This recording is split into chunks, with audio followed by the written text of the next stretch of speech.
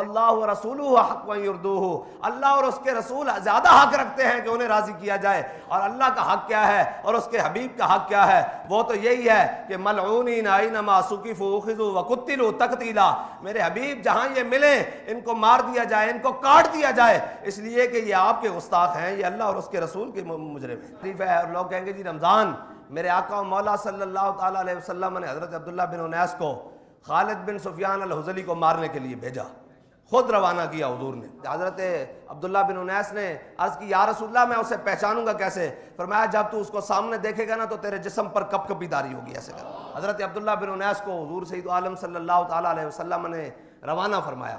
حضرت عبداللہ بن انیس کہتے ہیں جب میں سامنے جناب مکے کی پہاڑیوں میں پہنچا نا جہاں خالد بن سفیان الحذلی رہتا تھا، اس وادی کے قریب پہنچا نا تو کہہ رہے کہ عصر کے بھی جانے کا ٹائم ہو گیا، ادھر سے عصر بھی جا رہی ہے، ادھر سے حضور کے سامنے دشمن بھی ہے۔